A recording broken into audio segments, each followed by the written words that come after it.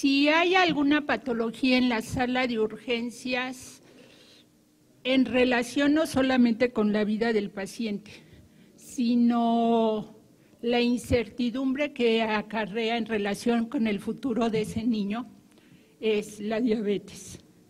E indudablemente en cetoacidosis diabética implica no el futuro, sino el inmediato de que el niño puede fallecer.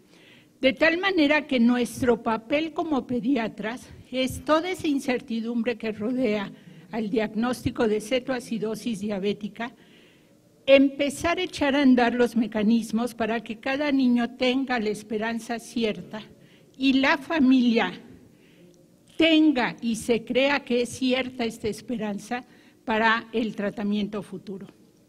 Como recordamos todos, hasta hace 30 años prácticamente el 99% de los pacientes con diabetes tipo 1 de pacientes con diabetes eran pacientes con diabetes tipo 1. ¿Cuál es esa? Donde a través de susceptibilidad genética que está en los genes del brazo corto del cromosoma 6 en el HLA, fundamentalmente de R3, de R4 en desequilibrio con DQ, más un disparador externo, que generalmente era infección, empezaba a haber la destrucción de la célula beta, es decir, la diabetes tipo 1 como una enfermedad autoinmune. Y se presenta cetoacidosis diabética cuando tenemos menos del 20% de la cantidad de células beta posibles. Sin embargo, en los últimos 15 años, prácticamente 4 de cada 10 niños en la actualidad con diagnóstico de diabetes es por diabetes tipo 2. La diabetes tipo 2 básicamente es un problema, donde condicionado por la obesidad, cuyo mecanismo fisiopatológico es la resistencia a la insulina. De tal manera que el páncreas se ve necesitado de aumentar la cantidad de insulina, lo que condiciona hiperinsulinemia y es el mecanismo por el cual el páncreas pide ayuda al cuerpo de que se está agotando. Y aparece la acantosis nigricans en nuca, en axilas, en región inguinal, en sitios donde aprieta la ropa o, si esta es extraordinariamente alta, en nudillos, en codos y rodillas. ¿Por qué? Porque necesita el páncreas hacer todos los mecanismos indispensables para mantener la glucosa normal. Pero si sobre eso la obesidad sigue y tenemos ciertos factores genéticos, más un proceso inflamatorio crónico de leve inflamación, más procesos infecciosos, más sedentarismo, llega un momento en que la célula beta falla y en ese momento recordar, la acantosis disminuye, pero ya se estableció la diabetes tipo 2. ¿Cuál es el criterio de diabetes? Pues el criterio de diabetes todos los conocemos. En ayuno, mayor o igual a 126 o 2 horas después de una carga de 1.75 por kilo con tope de 75 gramos, mayor e igual a 200.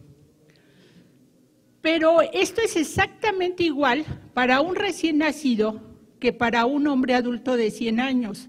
¿Esto qué quiere decir? Que de alguna manera en pediatría estamos haciendo el diagnóstico de diabetes mellitus de manera tardía. ¿Cómo se regula la glucosa?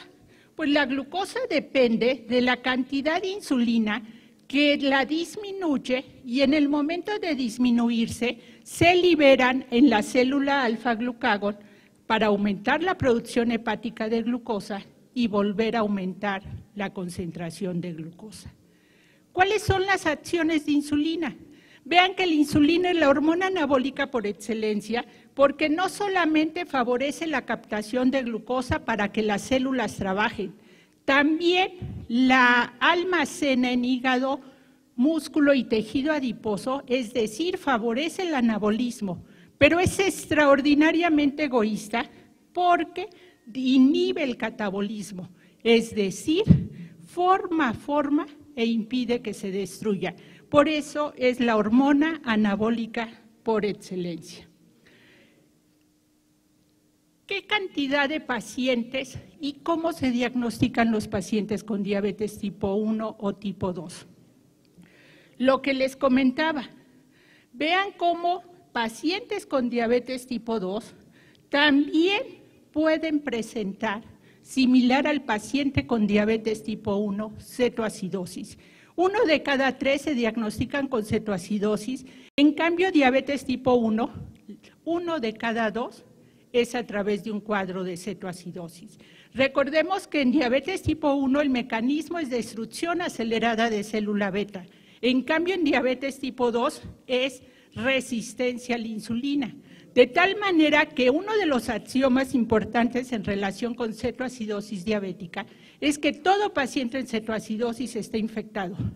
Pero prácticamente esto es real en todo paciente con diabetes tipo 2 que tiene cetoacidosis diabética, donde ya su capacidad de producir insulina se ha rebasado y ante un evento externo que le aumenta la resistencia, es incapaz de inhibir el catabolismo y por eso hace en ese momento cetoacidosis diabética. Indudablemente es una urgencia, y es una urgencia ¿por qué? Porque pone en riesgo la vida, pero muy importantemente también pone en riesgos, si se sobrevive, a daño neurológico crónico, por el evento agudo per se, pero también por el tratamiento. ¿Cuál es la fisiopatología? Si falta insulina, ¿cómo va a estar la captura periférica de glucosa? Disminuida. Al estar disminuida la captura periférica de glucosa, indudablemente nos va a dar hiperglucemia, pero al estar hiperglucémico este paciente no significa que la célula tenga energía capaz de funcionar, de tal manera que no hay insulina para inhibir al glucagón. Y el glucagón está cada vez más arriba porque la célula se está muriendo de hambre, de tal manera que incrementa el catabolismo a través de la degradación de glucógeno, a través de la formación de glucosa de fuentes no glúcidas, degradación de proteínas y de lípidos, pero la degradación de lípidos nos lleva a la cetogénesis. De tal manera que la fisiopatología resume falta de insulina, exceso de contrarreguladoras. Estos dos eventos fisiopatológicos nos da hiperglucemia e hipercetonemia. Y básicamente estos dos, ¿a qué se deben? A la falta de insulina, al exceso de glucagón que condicionan aumento de la producción hepática de glucosa. Así es que al no haber insulina y aumento de contrarreguladoras, la captura periférica de glucosa y de cetonas está disminuida. La captura periférica disminuida de glucosa nos da hiperglucemia y se echan a andar mecanismos contrarreguladores para intentar que no haya tanta hiperosmolaridad. ¿Qué ocurre? Diuresis osmótica que nos va a dar deshidratación. Y la disminución de la captura periférica de cetonas se va a manifestar clínicamente por acidosis metabólica. De tal manera que la sospecha diagnóstica prácticamente la hacemos muy fácil y prácticamente la enfermera nos ayuda. ¿Cómo viene el niño? Flaco, cansado, ojeroso, sin ilusiones, deshidratado, orinando como loco y respirando como perrito. Pero, ¿qué implica esto? Que cuando el niño nos fue a ver porque tenía una infección de vías respiratorias superiores o había perdido de peso, aunque está comiendo mucho, ¿qué nos faltó? La acuciosidad diagnóstica de que ese niño puede empezar a tener hiperglucemia por diabetes tipo 1. Recordemos que ya una vez iniciada la destrucción de las células beta, esto en semanas llega a cetoacidosis. Menos del 50% de células beta hiperglucemia, menos del 20% de células beta cetoacidosis diabética. De tal manera que el diagnóstico de cetoacidosis diabética lo establecemos por la presencia de hiperglucemia acompañada de glucosuria, acidosis metabólica, confirmando cetonuria en orina. ¿Cuál va a ser el tratamiento?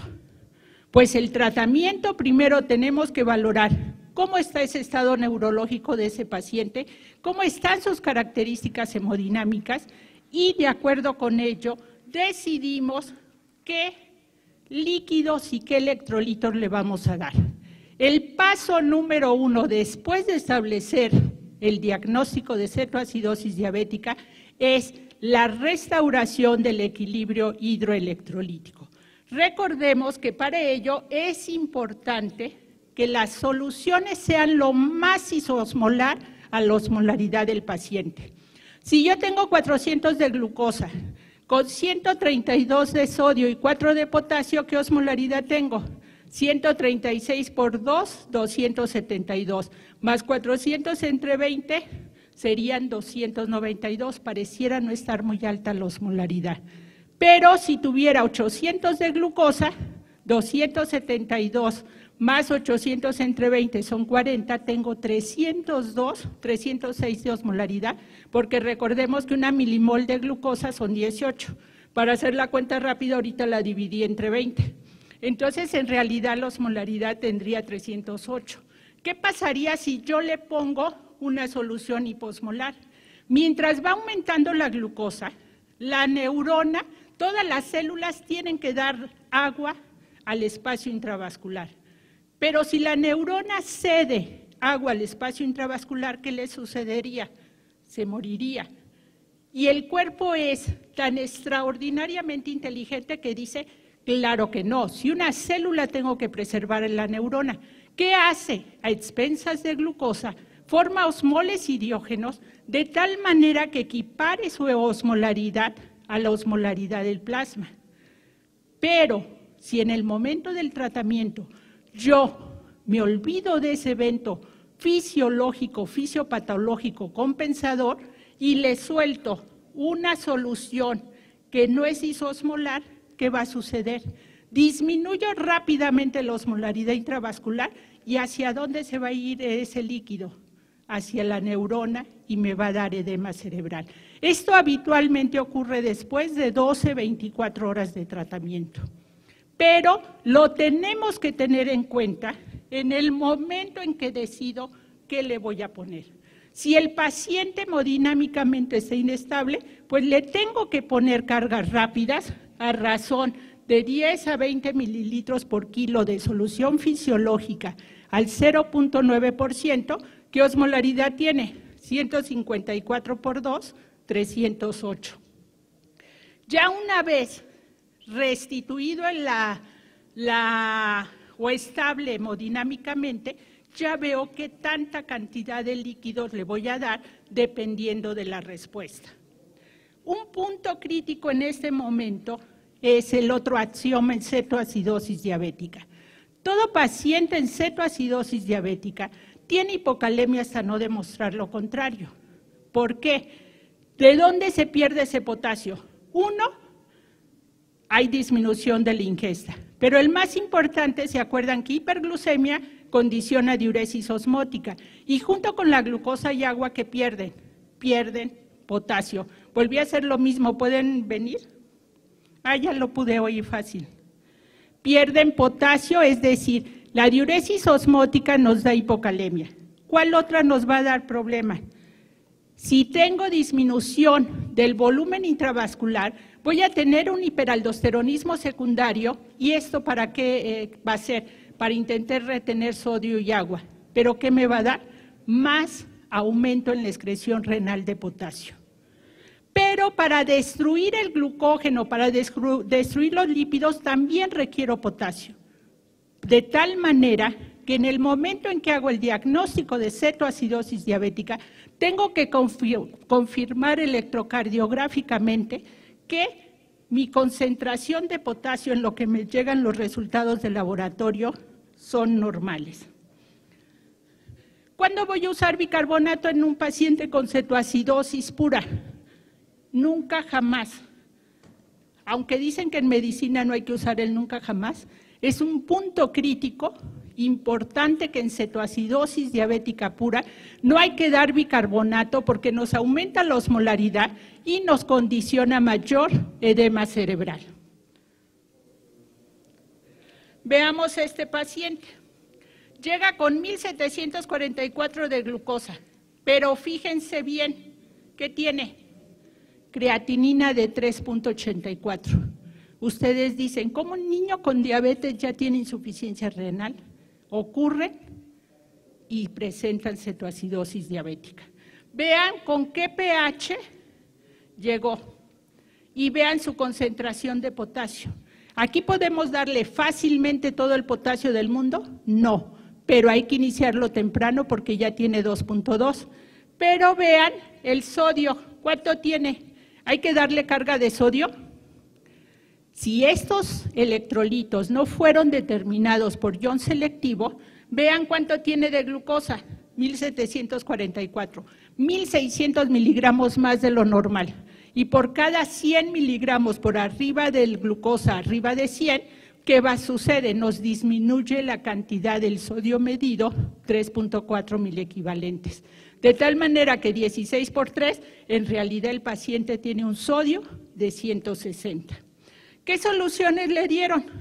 100% más el 10% con 75 de sodio. ¿Por qué 75 de sodio? Porque no hicieron este equivalente de cambio.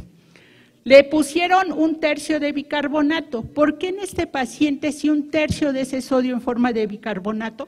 Porque si no, no lo íbamos a recuperar por la insuficiencia renal. ¿Qué hicimos con la insulina? Aumentamos la captura periférica de glucosa, aumentamos la captura periférica de cetonas, por lo tanto disminuyó la hiperglucemia y la hipercetonemia, inhibimos la producción hepática de glucosa, pero ¿qué era lo que podríamos haber condicionado? Un descenso muy brusco de glucosa, de tal manera que ¿qué tenemos que vigilar en el paciente con cetoacidosis diabética cuando le estamos dando líquidos? Que el descenso de glucosa, vean 1743, ahí aquí les faltó una de 1400, en las primeras 4 horas en este paciente le disminuyó 50 miligramos por decilitro. ¿Por qué 50 miligramos por decilitro? Para no ocasionar cambios osmolares bruscos, porque este paciente tenía un estado mixto, tiene hiperosmolaridad más cetoacidosis diabética. En estados hiperosmolares debe de disminuirse menos de 2 miliosmolas y en cetoacidosis no más de 4 miliosmolas por hora de glucosa, para no condicionar cambios a nivel osmolar. ¿Cuál es el tratamiento? Si sabemos que la fisiopatología es disminución de insulina y aumento de contrarreguladoras, y yo sé que la insulina dentro de sus funciones es inhibir la catabolia a través de inhibir al glucagón, ¿cuál es el tratamiento específico de cetoacidosis diabética? Insulina. ¿Qué insulina? Una insulina que me actúe inmediatamente, que yo pueda monitorear y que pueda suspender y que en ese momento prácticamente desaparezca su efecto. ¿Qué alternativas tenemos? Insulina rápida por administración intravenosa lineal o en algunos reportes, cuando la cetoacidosis es moderada, han utilizado insulina rápida, ultra rápida intramuscular. De tal manera que en este paciente se inició infusión de insulina ultra rápida y vean cómo se dosificó. Se colocaron 20 unidades de insulina ultra rápida en 40 mililitros de solución fisiológica. ¿Esto qué quiere decir? Que cada mililitro de esa solución tenía media unidad de insulina. Así es que yo puedo ir ajustando la dosis de acuerdo con el descenso de glucosa. Y vean la dosis que inicié, 0.7. Esta criatura pesa 22 kilos, es decir, le iniciamos, vean la dosis, 0.03 unidades por kilo por hora. Es cierto que la dosis de insulina rápida decimos que es 0.1 unidad por kilo por hora. Lo mágico que incluso le enseñamos a los pacientes en caso de cetosis, 1 unidad por cada 10 kilos. En este caso, ¿por qué una dosis parecida a lo que damos en neonato? Porque el paciente tiene insuficiencia renal, pero además tiene un estado hiperosmolar. de tal manera que nuestra primera complicación podría ser hipoglucemia. Y es más fácil ir aumentando la dosis de insulina que descendiéndola. Vean cómo va disminuyendo la cantidad de glucosa, las cetonas se van negativizando. Vean cómo el descenso de glucosa realmente fue 50 miligramos, cómo fue mejorando la gasometría, incrementando el pH, y cuando ya llegó a una glucosa más decente, eventualmente el descenso fue 80 miligramos máximo en cetoacidosis, pero en el paciente fue 40 miligramos por hora. ¿Qué estamos protegiendo? Que no haya edema cerebral. Pero el paciente ya llegó a 250 miligramos por decilitro por hora de glucosa. Miligramos por decilitro de glucosa sérica. Ya no tiene acidosis. ¿Qué podemos hacer? ¿Tenemos que aumentarle, darle aporte intravenoso de glucosa? ¿O cuál sería lo mejor? Si fisiopatológicamente recordamos que cetoacidosis diabética es un ayuno prolongado, ¿qué vamos a hacer? Y que la insulina favorece la captura de glucosa e inhibe el catabolismo, pues lo más fácil para aumentar la concentración de glucosa es darle de comer. ¿Qué va a hacer esta comida? Pues va a inhibir la producción hepática de glucosa, va a inhibir contrarreguladores. ¿Y cuál va a ser? Baja en grasa, bajo en índice glucémico, baja en carbohidratos simples. ¿Cuál es lo que indicamos? 50% en forma de hidratos de carbono, menos del 10% de simples, 20% de proteínas, 30% de grasas, menos del 10% saturadas, fibra 12 a 15 gramos por cada 1000 kilocalorías y menos de 300 miligramos de colesterol. ¿Por qué? Porque tenemos que seguir utilizando insulina rápida, ¿hasta cuándo? Hasta negativizar cetonas. Entonces, vean cómo aquí las cetonas ya están negativas, pero la glucosa sigue alta. ¿Qué tenemos que hacer en ese momento? Pues crear un perfil similar de insulina a la secreción fisiológica. ¿Y qué alternativas tenemos para favorecer esta captura? Pues la insulina, cuando comemos, tiene una fase rápida, luego una fase de liberación lenta, como lo hacemos nosotros a nivel de tratamiento farmacológico, insulina basal con una dosis que varía de 0.2 a 0.6 unidades por kilo, de acuerdo a características específicas del paciente. Vean cómo en relación con NPH ya no hace picos la insulina Lantus. Tenemos otra insulina que es Levemir, que dura cada 12 horas, tampoco hace picos. Y antes de comer, ¿qué le tenemos que dar? Bolos de insulina de acuerdo con la glucosa preprandial, los gramos de hidratos de carbono y la actividad que va a desarrollar después. Vean cómo la insulina rápida puesta subcutánea empieza a actuar media hora después y alcanza su máximo 2 a 4 horas. En cambio, los análogos de insulina rápida administrados subcutáneamente prácticamente se aplican y empiezan a actuar. Alcanzan su máximo a la hora. ¿Cuál es el único problema? Que a las 2 horas tienen más del 50% de la actividad, de tal manera que la glucosa postprandial nos puede bajar. Por eso la glucosa postprandial debe de ser siempre más alta que la preprandial. Aquí lo tenemos. ¿Qué haríamos? ¿Cuál es nuestro principal problema? Glucosas más altas antes del desayuno, pero glucosas más bajas en la madrugada. ¿De qué insulina es? Indudablemente de la insulina basal o de la insulina Lispro que le ponemos en la cena. ¿Qué tenemos que hacer? Modificar una o las dos. ¿Qué es lo que decidimos hacer? Siempre se analiza, se mide, se analiza el resultado y se ajusta la dosis, de tal manera que ¿qué se hizo? Pues en este paciente se inicia insulina basal, insulina Lantus, y se va ajustando de acuerdo con las respuestas de glucosa, checando glucosas antes y después. Pero recordemos, ya están negativas las cetonas, se está ajustando la dosis de insulina basal y preprandial, pero ojo, empieza a ser cetonas positivas. ¿Está mal el paciente? ¿No detectamos un cuadro de infección? Recordemos que los 3 cuerpos cetónicos, el más abundante es el beta-hidroxibutirato.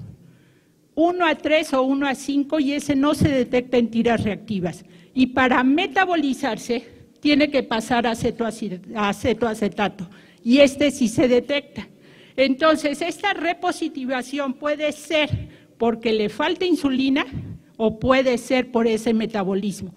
Si no responde con las dosis habituales, tenemos que reiniciar la infusión de insulina.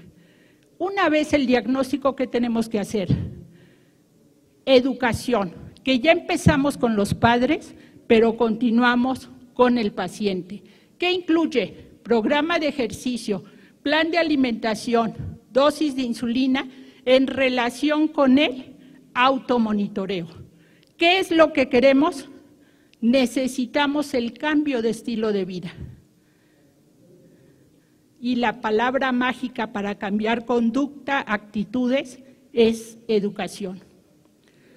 Modificar, un niño no solamente hace ejercicio 1 hora diaria, sino por cada 2 horas de horas glúteo, camina 10 minutos lo más rápido que pueda. Mejoramos además con el ejercicio postura y día que come, día que se mueve. Para el efecto glucémico, indudablemente es a través de la insulina. Vean, tenía 20, le bajamos a 19, tenía 3, le pusimos 2 y vean ahora cómo sus controles ya están mejor. Probablemente tengamos que bajarle media unidad más de Lantus porque lo queremos mínimo 100. ¿Por qué es importante mantener el control glucémico? Porque de acuerdo con las glucosas, vamos a tener el nivel de hemoglobina glucosilada. ¿Y qué quiero tener de hemoglobina glucosilada? ¿Cómo voy a lograr eso? Con insulina, ¿cuánto? Todo lo que necesite. Ajustes no solamente en relación con las glucosas, sino con las actividades, con los eventos sociales, culturales y en la escuela. Tengo que modificar hábitos. Tengo que ver que este paciente, además de que no tenga hipoglucemias, que no tenga hiperinsulinismo, que tenga buena calidad de vida para evitar complicaciones crónicas. En cetoacidosis diabética estoy infectado hasta no demostrar lo contrario, tengo hipocalemia, eso me puede dar muerte en las primeras 24 horas. Le tengo que dar de comer en cuanto Glasgow mayor de 15, es decir, estado neurológico normal, no acidosis, porque eso me va a inhibir catabolia, me va a mejorar la respuesta al tratamiento. Y las metas del tratamiento en relación con la niñez como punto clave es optimizar la memoria metabólica. Si en los primeros años del diagnóstico logro normoglucemia, aunque entre los 18 y 22 se le olvide la diabetes, disminuyo su riesgo de complicaciones crónicas y permito que ese niño realmente pueda vivir y vivir bien. Recordar que tiene asociación de otras enfermedades y en el momento del diagnóstico las 2 urgentes es descartar que no tenga patología tiroidea, tiroiditis o que no tenga enfermedad celíaca. Recordemos que la glucotoxicidad va a ser la principal responsable de las complicaciones crónicas y me va a dar daño tisular tanto en vasos pequeños, microangiopatía, ojos, riñón y nervios, pero también en vasos grandes, macroangiopatía. Y hay muchas vías que la hiperglucemia condiciona para provocar estas complicaciones crónicas. Lo más importante es que condiciona cambios a nivel de asquisia real, edema de la mitocondria, donde se acelera la apoptosis de la célula beta. Recordemos, en algún momento de su vida, todo niño con diabetes tipo 1 va a estar ciego. ¿De quién depende que sea lo más cercano a los 100 años? De lo que hagamos dentro del programa educativo. Recordar que como médicos nuestro principal papel es educador y en la diabetes se vuelve indispensable mientras todavía no sepamos qué proteína es la que está mal y sobre qué vamos a actuar específicamente. Recordar que si hay un niño con diabetes tipo 1, toda la familia tiene que cambiar el estilo de vida para que ya no haya ningún otro paciente con diabetes tipo 2 y el papá pueda cuidar al niño. Tenemos el reto y la necesidad de cumplir nuestro objetivo como pediatra. Una vigilancia pediátrica eficiente donde no solamente le trate por las vacunas o por la faringoamigdalitis, que le siga el crecimiento, que le siga su estado nutricional, que me dé tiempo para ver qué come, para que este niño logre su máximo potencial de talla, logre su pico máximo de masa ósea, que realmente su centila de talla esté por arriba de la centila de índice de masa corporal, que tenga la mayor cantidad de masa magra con la mayor cantidad de masa ósea, con la menor cantidad de masa grasa, y que aprendamos a dar amor a través de abrazos, disminuir la comida. Un punto importante es, con esto de que tienen chip, la nueva tecnología también involucra diabetes, mejora la respuesta al tratamiento en relación con la aceptación. Las metas, vean, niños menores de 6 años, hemoglobina glucosilada menor de 8,5, es decir, puedo tener glucosas entre 100 y 200, pero en niños mayores de 13 años tengo que tener glucosas de 90 a 150 para tener hemoglobinas glucosiladas menor de 6,5 e impedir complicaciones crónicas. ¿Cuál es el ideal? Pues vean, tengo glucosas entre 100, algunas muy poquitas 200, ¿qué hemoglobina glucosilada tengo? 6,8. ¿Cuál es la realidad? Que pueden tener los niños hemoglobina glucosilada normal, pero vean esta inmensa hipervariabilidad de glucosa. Esto da complicaciones, pero lo más grave es que con estas hipoglucemias nos da atrofia óptica. Así es que, ¿qué tenemos que cuidar?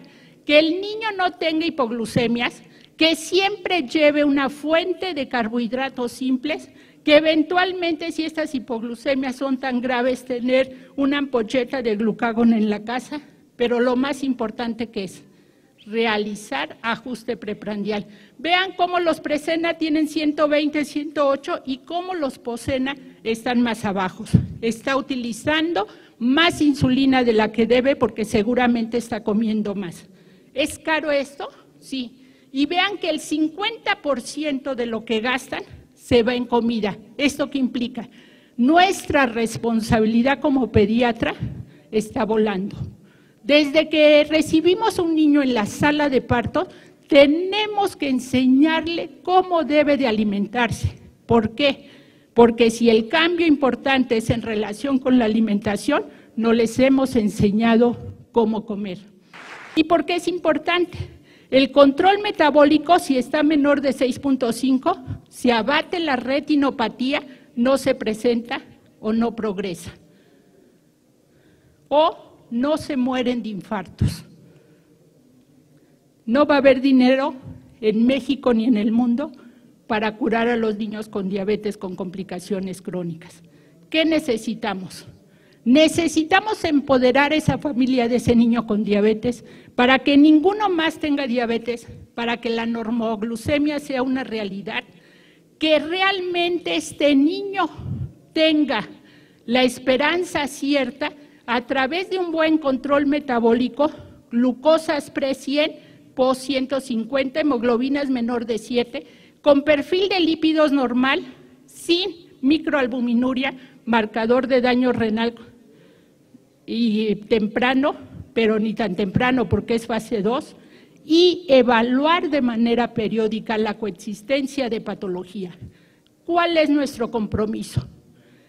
Que somos los únicos que tenemos una ventana óptima de intervención para que todos los niños que veamos tengan una alimentación sana, para que expresen su máximo potencial tanto de masa magra, de masa ósea, pero también lleguen a embarazarse después de los 20 años